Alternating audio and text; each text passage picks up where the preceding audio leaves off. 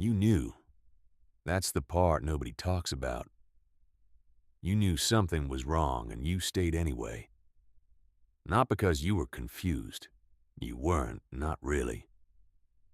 But because some part of you that you couldn't argue with had already decided this was home. I'm gonna make you a promise.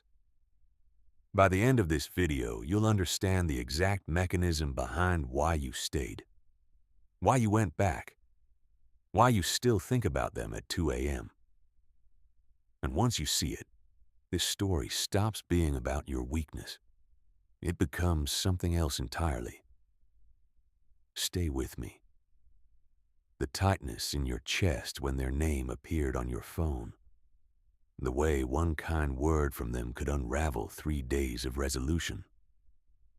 You'd lie there at night building the case for leaving, brick by careful brick. And then they'd reach for your hand in the dark, and the whole structure would come down without a sound.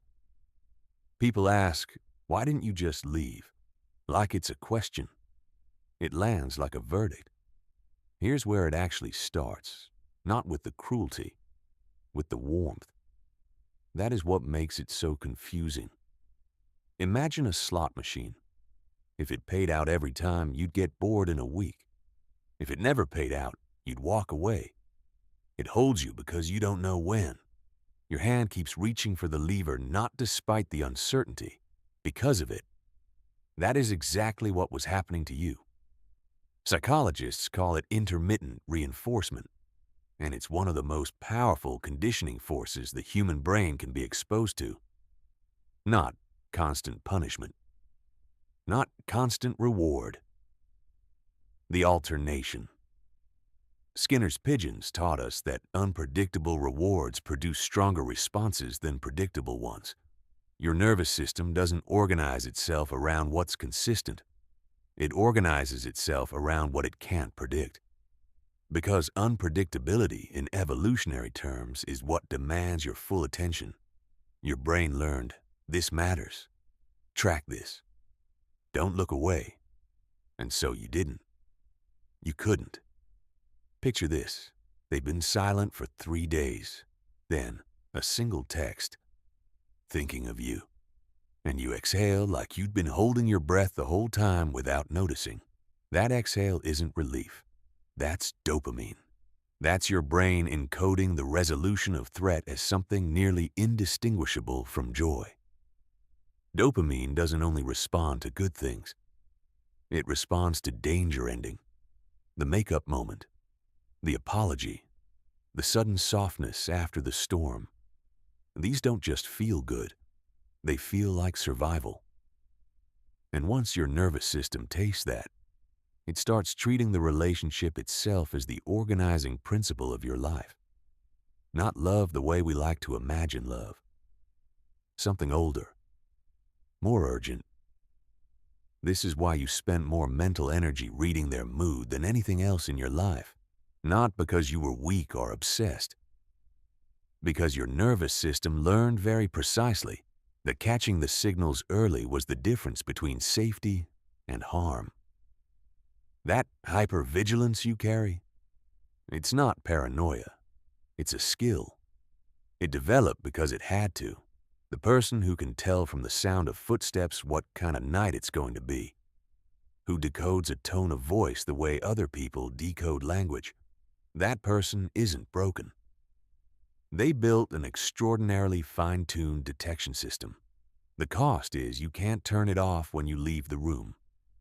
And eventually you stop being able to tell the difference between vigilance and intimacy. Attention, after all, looks a lot like love from the inside. Then comes the minimizing. And I want you to hear this clearly because it's where most people get themselves wrong. You weren't in denial. You knew what you saw, you knew what you felt. But to fully acknowledge the harm would mean facing a gap between where you are and where you believe you should be. And that gap felt unsurvivable. So you sanded the edges. You reframed. You found the extenuating circumstances. You became, quietly, an extraordinarily skilled defense attorney for someone who kept needing defending. That wasn't delusion. That was architecture. A coping structure your mind built to keep you functional inside an environment it couldn't change. But here's the cost. And this is the part I really need you to sit with. The relationship doesn't just shape your behavior. It reshapes how you understand yourself. The person who hurts you also becomes, by necessity, the person whose opinion of you carries the most weight. When their approval means safety, and their disapproval means threat, your brain starts using them as its primary reality test. What am I worth? What is true about me? What actually happened last night? You stop trusting your own perception because your perception has been contradicted, dismissed, and rewritten enough times that it begins to feel unreliable.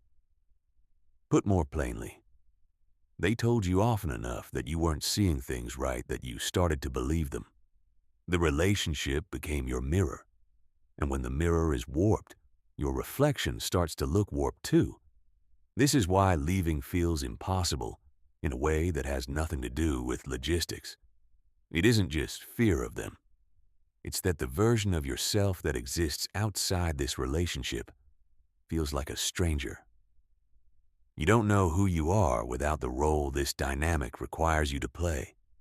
Leaving isn't just leaving a person, it's stepping off the edge of the only map you have, into a self you haven't met yet. And the brain, which is fundamentally a prediction machine, treats that kind of uncertainty as danger. Known pain is processed differently than unknown void. Your nervous system can genuinely prefer a suffering it understands to a freedom it cannot model. That is not weakness. That is architecture. None of it, none of the staying, the returning, the defending, the shrinking, means that something is fundamentally wrong with you. It means you are a person who adapted to something hard, the way humans have always adapted to hard things, by learning the rules of the environment you were in, by becoming very, very good at surviving exactly the conditions you were given. So the real question was never, why didn't I leave? The real question is this: what did staying protect me from? And what does healing actually require now? Because the protection was real. The staying served something, and healing doesn't happen by condemning the strategies that kept you intact. It happens by slowly, carefully, building a nervous system that knows it has other options. That learned safety isn't always a prelude to rupture. That discovers the silence between two people, can mean peace, and not the held breath before something breaks. That takes time. More than a reframe.